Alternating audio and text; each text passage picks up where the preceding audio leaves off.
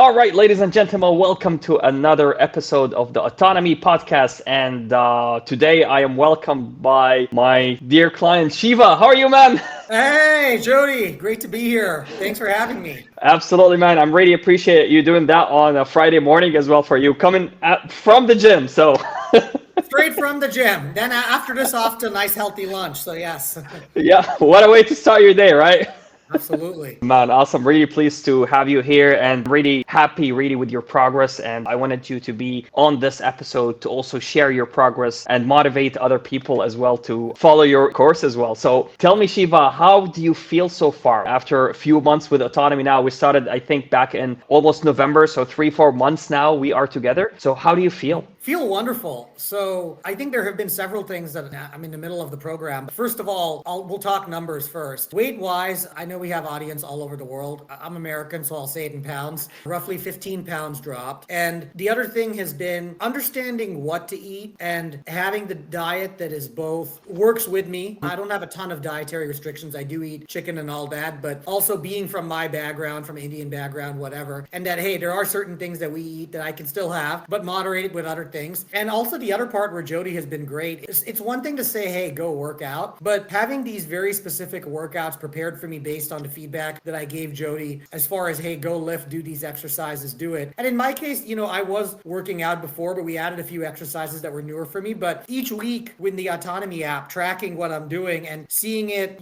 go up in terms of the weight or the reps. Not always. I mean, sometimes you're going to have to build up, or you had a week off. Like this past week, I was away for a couple days and do that. Yeah. But seeing the progress, having the support, weighing in each morning, having the accountability. And once in a while when you fall short, he's like, hey, no, you're going to get right back on and do it again. And when you are doing well, which for me has been most of the time, not all of it, having the encouragement. It's really been a great journey, have more energy. And for me, the one thing was that I think I was never super heavy, but I always had more belly fat, which a lot of you can probably relate to from our background. I have seen that in front of me thin because I take photos each week and send it to my coach here and do all that. And I'm seeing it happen and now sort of getting ready for a final push over the next couple months to really tighten that part up and then just keep defining the muscles. So yeah, it's been fantastic. That's awesome to hear, Shiva, and really appreciate your nice words. But also you having that drive and dedication is really what makes this work. You can put strategies and options and tasks to do, but when you have the drive and motivation, this is how you make them work actually. So speaking about that, Shiva, actually interested to know, like losing 15 pounds now, how do you feel your strength is when you go to the gym now? So that's the very interesting thing because Jody kind of was like, oh, you're going to be stronger or lifting more. And I'll be honest with you guys, in my head, I was like, wait, how am I going to lose this much weight? And I could still go and do more weight. It didn't make sense because you always hear the heavier you are, the more you lift. And probably, with certain amount of muscle, that may be true. But the thing is, I am hitting on every single category. I am lifting more than I ever have. Doesn't matter if it's bench press, squats, leg press, where I'm over 500 pounds. That's like 250, over 250 kgs, whether it's the bicep curls. I am hitting the highest numbers that I ever have lifted in any of these. And sometimes I can feel it. But yet the funny thing is I'm lighter in terms of weight than I've been certainly any time in the last probably 10 years, if not longer. Yet in spite of being lighter weight, I'm lifting more weight, which is not what I expected because usually you're like, wait, you got to have the American football player kind of build if you're going to lift more weight and do it. But I'm seeing that I'm sitting there and doing the bench press and pushing and doing it. And the thing I like is that we've been changing it up. Initially, Jody was like, first couple months, hey, let's get you 10 to 12 reps. Now each week we were like, hey, do one where maybe you can only do 4 to 6 of them, but it's a heavier weight, and then add it with 2. And so now I'm learning that, which builds a muscle because you're lifting a heavier weight. And so sometimes I'd be annoyed with myself. I'd be like, oh, why didn't I lift 10 or 12? But he pointed out, he's like, well, you're lifting a heavier weight, so you have to build up to it. But yeah, I'm lifting more, which I did not expect. And I think the diet's playing a role too, because I am getting more protein and a little bit less of the not so good carbs, and that's helping for sure. Yeah,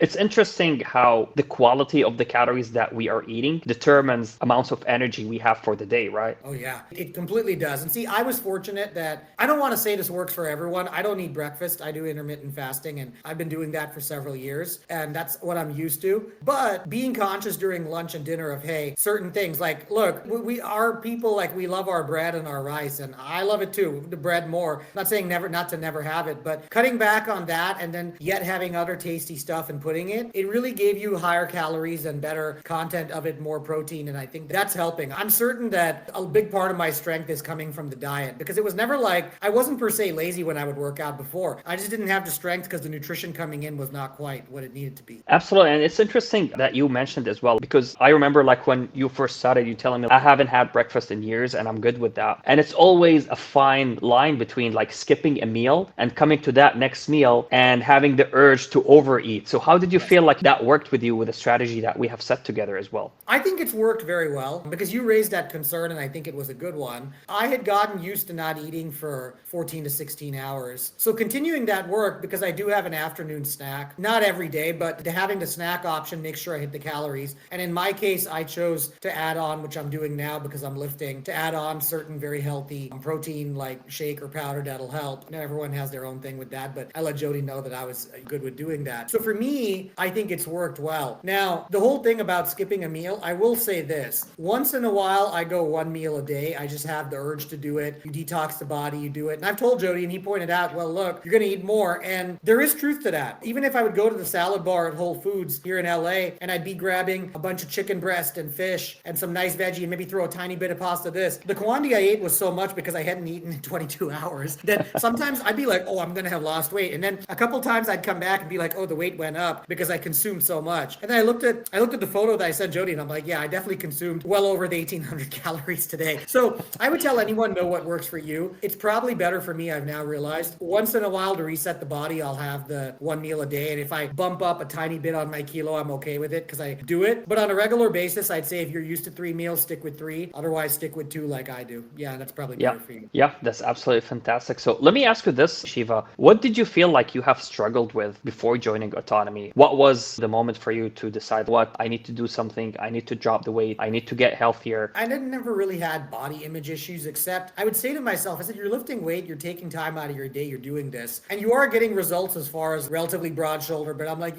especially your midsection is always remaining the way it is. And I said, what is it that is causing this? And I suspected part of it was genetic, and a lot of UC family or friends, depending on who, some people might always be carrying that. So is there a genetic component to it? Almost certainly. But in my case, I said, you know what? Your genetics also doesn't mean that it's your destiny, because I also have friends who share my general genetics and even are from the same part of India as me. I have 1 or 2 who are in very, very good shape and don't have that. And I said, okay, they're obviously doing something differently in what they're eating or what they're consuming and what their metabolism is. So that was what prompted me, was mainly that. I wasn't sure because people would always say the weight wise. My weight, which was 164 or 163 in pounds, for my height, which is 5'10" and a half, for a certain body type, that would be fine. But for our body type, where maybe sometimes the muscle mass was a little bit less, 163, 164 probably meant you had less, versus getting down to the weight I am now is being the optimal weight and then having the strength to where you're really not putting on fat at that weight. So for me, it was mainly the midsection thing. And I also suspected that I'm like, do I really know how to eat? I mean, I'm fortunate to come from a family that are wonderful cooks and they eat relatively healthy, but I'm like, there's something missing that I didn't know. And having someone kind of tell me who understands my sort of genetics a little bit and my kind of diet or where I come from. I lost 10 pounds before I worked with these guys and had some great help, but I don't always think that it quite understood. Like certain types of food have more flavor. Like Indian food, like we have flavor, man. We like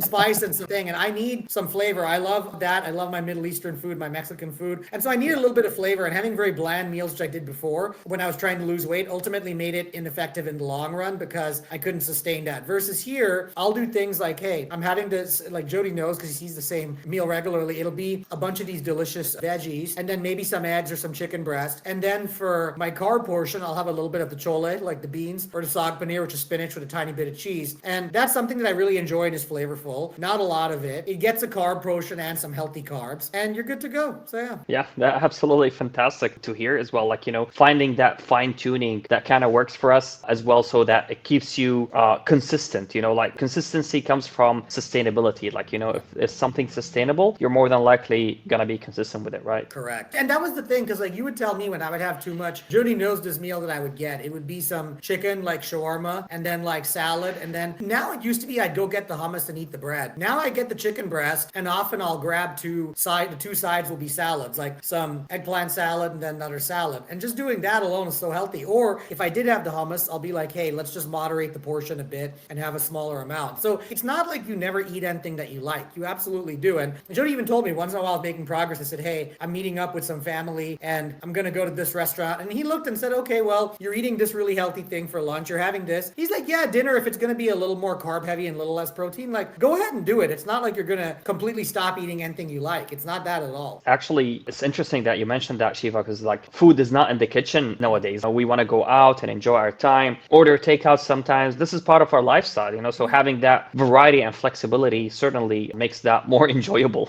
That was really important for me to have that accommodation, because before it was, Jody even would say, hey, if you're going to this restaurant, send it to me a day before and I'll look. And early on, I mean, I still do, but early on, especially the first couple months, I was doing that a lot because I needed that guidance. Because professionally, I'm an attorney and I run my own law firm, my own business, and I'm just an outgoing guy in general. So if someone's just like, prepare all your meals at home, I don't have that luxury because I do need to go out and meet people and generate business and be on the road and do those things. But these guys were very understanding of it and teaching me how can I go somewhere and eat the right, good, healthy food and still commit to what I need to do for my business, because that was important and that's been really good. And I've learned a certain, I had a friend of mine who I work with on cases. He was suggesting this place that's like very kind of junk food. And I said, hey man, I said, you know what? On a different day, I would love to go there, but I'm just changing up some things with the diet. So why don't we go to this place across the street? They still have some junk food options for him, but they have healthy stuff for me. So I've been learning how to do that and accommodate it, which is helping, because it's only realistic being out in the world that I am going to go out to eat. Once in a while, I am going to order something. I do cook at home, but I'm also going to do that. And so, yeah. Yeah, certainly it changes our mindset when we are on a journey. And these are things that you kind of take for the rest of your life. You know what I mean? It's not only for a dieting phase, but you also learn techniques that you can utilize on your journey as well going forward, right? Absolutely. And it's being able to carry that forward. Like, one of the big breakthroughs for me was I started this program, and for the Canadians, I mean American Thanksgiving, because I know you guys do Thanksgiving at a different time than us. I started this program 2 weeks before Thanksgiving, and I was going out of the country for a wedding for Thanksgiving weekend. And so I was going there and I'm going to be eating some good food and doing that. But I was very particular and conscious, even though I didn't have the full equipment, stayed in a nice hotel, went and lifted, was getting my steps in. And yeah, I indulged myself. I mean, big Indian wedding, the night of the wedding itself, I did eat everything, I'll be honest. But when I came back, I basically was at the same weight or even slightly lower than I was when I went. And Jody was like, this is good. You figured out when you travel how to make it work and how to do that. And for me, that was a breakthrough, because I'm like, oh, vacation or going on a trip doesn't mean that I have to put on weight. But it also doesn't mean that I'm never going to enjoy the food. Like, I wasn't going to go to the wedding and not eat some of the stuff, but I was able to balance it with what I did the rest of the day. Had a really healthy lunch. And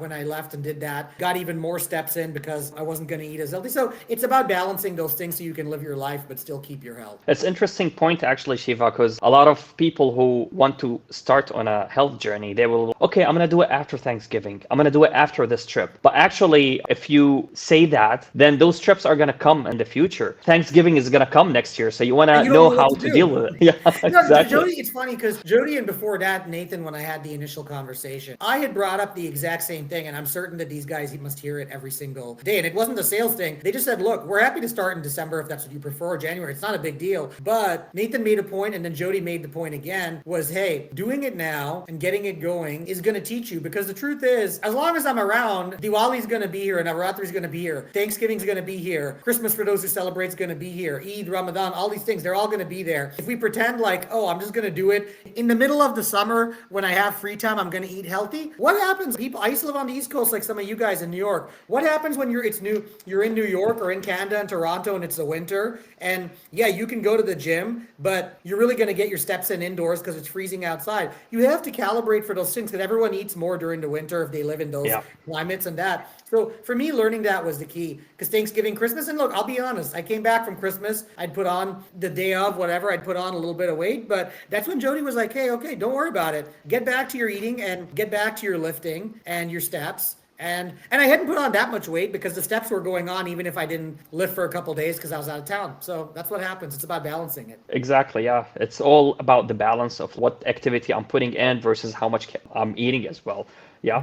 So yeah, that leads me to my next question, Shiva, is that obviously like you've tried things before. You mentioned like you've lost weight before and like you tried different things before. So what did you feel like strategies that you have learned so far with autonomy that you did not know about before joining or trying something else? Okay, there's a few. So I'll start with the workout part, because there's multiple legs to the chair, as they say, right? The workout part. So I knew a number of different exercises, but I don't think I was as whole body. In fact, I've had friends joke with me when I was carrying a little bit extra weight. They're like, dude, you have like good, decent size like biceps or like shoulders. And I'm like, yeah, I would push on those. And in general, strength for me in that upper part of the body around here came a little more easily. So I would focus on that. I was not doing as much legs, some, but I was not doing as much. And definitely back, I was not hitting as much as I should. And I came to realize that part of the weight loss and the belly fat loss would be around strengthening the back, strengthening that, combined with the weight loss so that the midsection gets it. So I think the whole body of knowing, hey, let's do these. And also, I would do push-ups, but I wouldn't do as much of like, okay, the planks and the bird dog and all those exercises, which are strengthening the core. So that's one thing I learned. Also, I would often do 4 or 5 sets of an exercise versus now, here I do a wider range of exercises, but only 3 sets.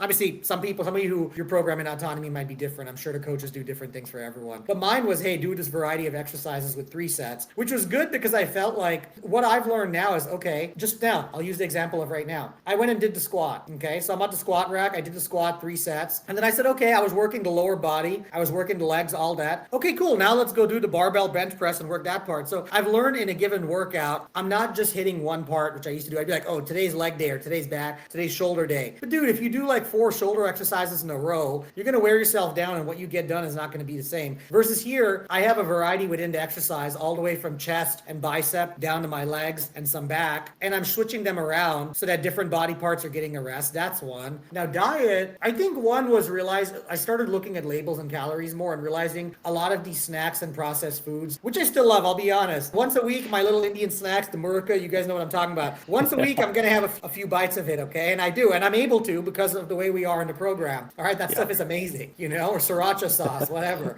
But overall, cleaning up the diet, having the accountability of being like, hey, eat a little bit of less, do this, a little more of that. And those of you who live in the United States especially, you know that the US, there's one thing there's not a lack of is you go out to eat and the amount of food they throw at you. Like eating healthy here is hard, but eating a lot is not. You could go anywhere and they're going to throw a ton of food at you. This is the way it is. Not your family, like go to a restaurant. So learning to control the portions a little bit. And that applies even with protein, because I'll tell you one thing, like I love my chicken, okay? And I would have it, it's very healthy. The meal I mentioned earlier with Jody, the 2 salads and the chicken shawarma, chicken breast, that restaurant would throw more than the even daily intake of chicken that I need on that plate. And I see it and I'm like, this is so good. I just want to grab and eat all of it. But I learned after the first time, I'm like, just because the restaurant, nice Lebanese restaurant, just because he's putting all this on there doesn't mean that I have to sit there and eat every bite of it. I can put some of it away, leave it. Or even if I want to take a to-go box and another day, if I'm having a different meal with my salad, I can have some more of this chicken I like. So learning those things and learning to estimate a little better has been helpful. Because when you cook for yourself, you can measure things and do it more. But in my case, 40% of the week, 50% of the week is going to be going out and eating somewhere or my family. So I'm like, how do I improve that? And that's what I learned. And the last part is the steps, because I love to walk. I love to be outside, but I was not consistent about, I live in Los Angeles, like the New York people, maybe Toronto, you guys take the subway. I don't do that over here. I don't mess with the public transport, but sometimes I'll walk here, I'll walk there to gym. And I used to drive to the gym. I'm like, well, and my gym is like 0.8 miles a mile from me. I'm like, why am I freaking driving to the gym when I'm trying to get exercise? Now I walk to the gym, I walk back. And today was a lift day. That plus a little bit I did at the gym. I've already gotten 6,500, 7,000 steps in. So really to get over 10 or ideally over 12, me walking to the parking lot and walking on the street, which I have to do today to go to the restaurant I'm going to and doing all that's going to knock it out. So when I come back and I have to do work, it's not like I have to be like, oh, go walk. But adding those steps was good. And even consciously, like Jody, I'll tell you one thing. I have a lot of phone calls for work. Now I grab my phone or even my computer and I will stand up with if I'm doing a Zoom call or a phone call or I'm on the laptop, I will literally walk around with it. And I've got my monitoring in my pocket or in my hand. Even if I said today's a busy day, I did my workout, my 10,000 steps is going to get in because literally while I'm conducting that meeting, it's a walking meeting within my office. And I look and I'm like, oh, you just did 800 steps because you were walking around your office or your apartment. Yeah, certainly hitting 2 birds with 1 stone, right? Yeah, people are like, if someone's like, oh, you're moving or whatever, or I go off camera, like, why are you walking? I'm like, dude, I'm getting the steps in. You should try it. And so it inspires too, because I have a colleague of mine who I work with, and he's like, man, I need to get back in shape. And he's like, dude,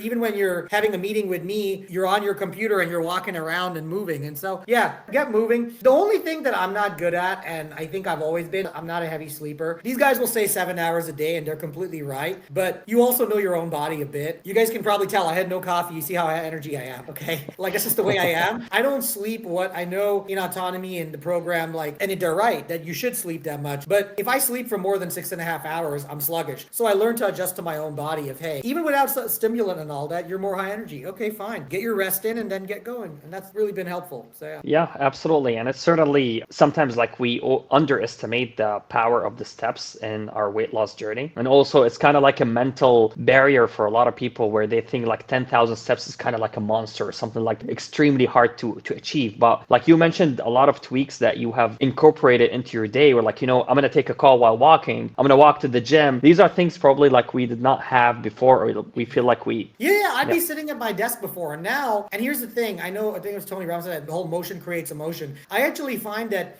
look, you have 3 days a week I'm lifting, 2 days a week I'm doing other cardio, 2 days I'm off. Sometimes I end up doing 3 days of cardio. I'm like, oh, I want to do it. But usually it's 2. So like yesterday was 1. But okay, fine. Yesterday I got plenty of walking in earlier. And I realized I was like 4,000, 3,500 steps short of what I wanted at the end of the day after dinner. Just went on a walk, did a phone call with family. And so I think it's just about, if you want to do that and you make it happen. To be honest, like in my case, I've been focused on the lifting and the working out. But I'm sure, Jody, you have clients for whom they do that, but it's a different focus. But guys, even just doing the steps alone is going to help you so much, let alone the other parts of the program. And once in a while, if you're eating a little bit more or a little bit more junky, like if I knew that I'm going to going to this get together or whatever, tomorrow's a cardio day. And I'm going to need to make sure that besides it being a cardio day, include the cardio plus that, I'm going to need like 13,000 steps. Okay. Maybe 14 because it's my friend's birthday and he's having this like Indian restaurant that's really nice catered. And I'm going to still eat healthy there, but I know I'm going to have a little naan. I'm going to have a samosa and all that. So I'm like, okay, you know what? That's what you're doing that day. Lunch is going to be super healthy and pretty light. And dinner, yeah, it might be a little more, but I'm going to have more steps. And so it's going to kind of work out. Yeah, balances out. Yeah, exactly. Yeah. And certainly having that mindset as well into how you approach your day and how you structure your day as well, so that you don't leave yourself to surprises, if that makes sense. Yeah, exactly. Yeah. And also what you keep, for me, one thing is what do you keep in your fridge? What do you keep around? Like, okay, now I keep a little bit more fruits for that snack, which is now going to become the protein. Or having, hey, like Jody knows because he sees it. I love like mushrooms, okay? Artichokes, that sort of stuff. And not those kind of mushrooms, guys. The healthy kind of, but, I just realized that. But the thing is, doing that and what you put around you is that. And if you need a little bit of condiment or something on the side, all the meal plans they put together for you, all of them provide for that sort of thing. So, okay, you have your tablespoon of this. All right, your tablespoon of chutney if you need it. All right, throw a little bit of that or a little bit of tiny bit of the peanut sauce on your salad or your whatever, and you'll be good. So it's learning that, yeah. Because if it's unflavorful and you hate it, you're not going to eat it and you're not going to stick to it. Yeah, exactly. Yeah. So that actually takes me to my next question, Shiva, is that what did you feel helped you remain consistent throughout this journey so far? So honestly, a few things. One of them was monitoring and checking with you, but I'm still confident that even the question becomes, oh, well, when you're done with the program, what happens? But I feel pretty confident that once I'm done with the program, I now know how to eat and I know that it's possible for me to have that type of body or get there. So it's something I value. So I think that support and that consistency of, I don't want to like let myself down or even like Jody, like, look, he's in great shape. It's not going to directly impact him if I don't do it, but I'm like, hey, like he's putting his time and his support behind me. So how can I kind of do that? So having that, and also what do I expect for myself? Now I'm like, you know what? You want this for yourself. You want it to be a certain way. This is what your standard is. Like I have a standard in my own life. If someone hires my law firm for a case, what am I going to deliver for them? Or in my family life, what do I deliver in the various ways? So for me, it's like, what do you deliver into yourself? And the other thing is, I think one thing that helps me is, once you get to like the age of 40 and then you kind of see people that are in your life or people you know around, you really start to see the people who don't take care of themselves. I hate to say it, especially when they get in their 50s. The people who are not taking care of themselves in late 30s and early 40s, it's so sad. Some of them, when they get older, I see guys or gals, I see guys who are like 48, but they look like they're getting closer to 60 because they're not taking care. And I understand they may have medical condition, all that, but there's a good portion of it that is people not eating right or doing whatever. And so for me, I want to be going into, hey, like, I can keep growing. I can play with the kids. I can do this. And to do that, I realized that my body is not what it was. At age 24, 25, I could eat almost anything and I'd be fine. But that's not the case now. And so how do I continue that? Or age 24, you didn't have to go lift and do all this. I just play sports, do whatever, that would do it. Today, it's not like I'm going to be in the dorms with my friends in college going and playing basketball. So I need to find ways to do it. So yeah, I think I'll sustain it because I've come to expect a certain standard for myself. And I haven't yet hit my goal, but I'm going to hit my goal in the next several months. And I'll be like, dude, you know what it's like to look like this or to go to the beach or go wherever and you feel like this, you have a certain energy level, you look a certain way. Well, once you experience that, it's like if some guy like gets really rich or he travels somewhere really cool, he's not going to start traveling to places that are boring to him now, or he's not going to start being like, oh, I made a bunch of money now. You know what? I mean, I know a life happens, I'm just going to say, oh, I don't need anything. Like, you're not going to do that. You're going to be like, yeah, I want some nice things. Same thing with your body and with health. I think that's Yeah, what it is. yeah, absolutely. That certainly is correct, actually. I'm interested to hear as well this, Shiva. What is next for you? We're close to getting to our goal, close to what we have set for ourselves when we first started. What do you feel is going to be next for you? What do you feel will satisfy you as a person as well Great with your question. goals? It's funny because I was thinking about that myself. I said, let's say another 2 months, 3 months. Okay, you tighten up the stomach some more. Keep doing that. You keep building definition. I think for me, it would just be continuing to remain the same size weight wise or around that, but building more definition. And I understand there are limitations to it of age and genetics, but I don't think that based on the way I'm going and the improvement I've already seen, I think even in a couple months, I don't think I would have hit the peak of this is the most I can lift or this is the most of that I can do. Like, I still think that I'm going to stay that size, keep eating nutritious, and okay, how much does my bench press go up? How much does it? We're not in like the powerlifting like phase of like doing that, but seeing how that goes up. And then after that, I think just probably trying to maintain it. I think that, and Jody has said this, I think the next few months, I still have some more room to improve, but I think once I get there, it's going to be about just sustaining it. And particularly, as age and time goes, like, okay, how do I continue having that lifestyle and going to the gym and getting to work? Because the workout I just did, like with the proper breaks and everything, I took about an hour and 40 minutes. And it's great for the day. It clears your head. It does all that. How do I continue preserving those things in my life and doing it and implementing it is really going to be what it's about. I'm realistic. Like, I'm not trying to go like Mr. Olympia and like be doing that, like I do that, but I do want to say that I want to have the body consistently in shape. And as I get older, I want to be able to say that, hey, a lot of people use it as an excuse, guys.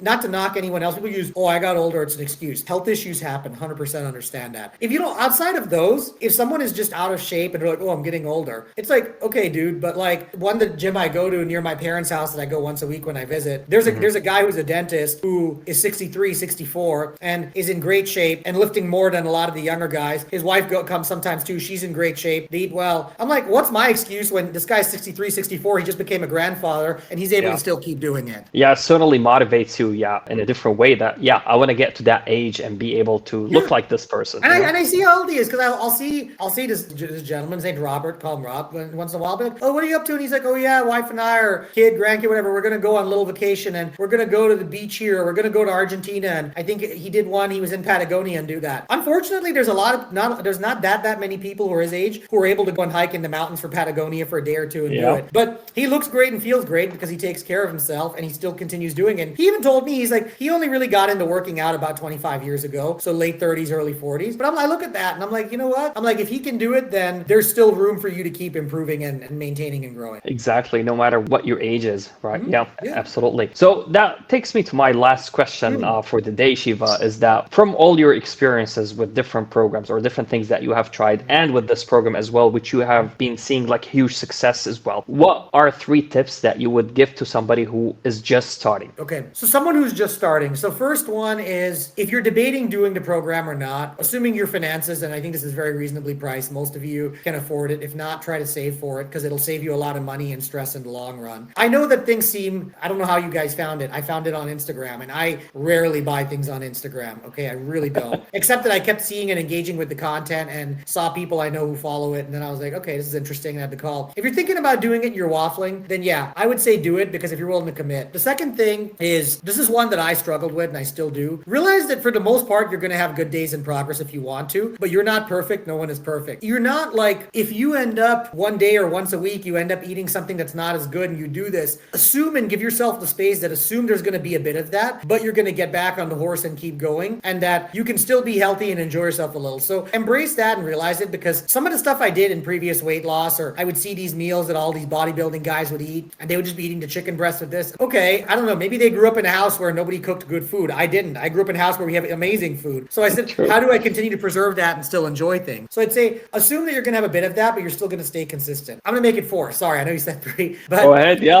The third one is, folks, we don't come from a culture, if we're being honest, where lifting weights, and a lot of cultures are not. Weightlifting and all this is really, Arnold Schwarzenegger pumping iron and that sort of thing is really when this came about. It's not your great-grandparents were doing it 100 years ago, but they might have been doing more labor and more out there. I'd say, and I think this applies to both women and men, don't hesitate to get in the gym, start lifting, start doing that. Your coach will assign it. In my case, I enjoyed it. I like lifting weights. It clears my head. I'm one of the few who goes with no headphones, just like to go and do it. Don't be hesitant or don't feel weird about going to the gym. You need your coach to tell you, hey, have someone video video you a few times, see how you're doing. If you need to watch videos, the app has the YouTube videos. I can remember a few times I watched that, and then before I went the next time, I was Googling other ones, looking at form. Even one time on the squats, even asked a guy who is a cool guy at the gym who's pretty experienced and said the same thing as Jody would and showed me. So don't hesitate to engage with the gym. It's so sad if someone gets intimidated by, oh, there's all these big, strong girls or guys here, I'm not going to do it. Everyone's on their own journey, and you're on your journey, and most people in the gym are super cool and super nice. If they're not, choose a different gym. It doesn't matter where you live in the world. Most gym people, genuine people if you engage. I'm in Los Angeles, which has a reputation for not having those people, and the gym people are still the coolest ones I meet. So go to the gym and do your athletics. And then as far as food, guys, don't embrace the internal mindset. This is the fourth one. We're just like, this is our genetic type. This is the way it is. If you're on Instagram, first of all, you look at these guys in the program and see some of their students and what they've done. And it's not like all these people have time to just hang out and work out all day. There's a guy, I'm forgetting his name, who's super ripped, who's a doctor at some amazing hospital in the US, and he got himself into crazy shape in the program. And I guarantee you there's no doctor walking around the hospital who looks like him, okay? He's an Indian guy, a South Indian guy like me, who are known for not having those genetics. And yet look at him, or look at what I'm doing or other people are doing. So don't accept that, oh, your genetics and this. Yeah, there's a thing, okay? Maybe you don't have the genes that you're going to go play in the NFL or you're going to go play Major League Soccer, but can you be in great shape and look good and feel good? Yeah, you could totally do it, because I'm already seeing the results, and I think that I'm going to be at that point in where I want to be soon. And so just don't believe the narrative of, oh, yeah, I know everyone in your family, they're skinny fat, all right? A lot of them might have the gut sticking out, but they're slim otherwise. Nothing wrong with that, but it doesn't mean that you have to be that too. You don't. You can be like the one person in your family who's whatever body type you want. In my case, I told Jody, I'm like, I don't need to get super big. I just want to be toned. Some of you might want to drop a little weight, and then your journey's more, you want to bulk up and push muscle, especially some of the younger guys. I know that's what they want. Well, you know what? This program, and you can get there. But don't believe that, oh, it's just my mindset. Because the truth is, even outside this program, you go on Instagram and stuff, there's plenty of South Asians, including people back in India, who are into fitness, and you see them, and these girls and these guys are in great shape and doing it. It's about changing our mindset, because that's an excuse to say, oh, because of my genetics, I can't do it. I live in Los Angeles, one of the most diverse places in the world. We have every kind of person who's in the gym, and all different body types, ages, health conditions, whatever. All of them are pushing and doing it. So go engage and be around those people and improve your diet, and don't believe that your genetics or the way your family was is your destiny, because it's not. That's absolutely fantastic, man. Very, very insightful. Really appreciate you taking the time to share your experience and your success so far. I really believe that this is going to inspire a lot of people as well going forward. So really appreciate you taking the time, Shiva. Of course, Jody, thank you for having me. And anyone who's thinking about on the fence, go do it. You're going to thank yourself later. Absolutely, man. It was a pleasure chatting with you, and really looking forward to that next phase together. Yes, sir. Thank you. Awesome.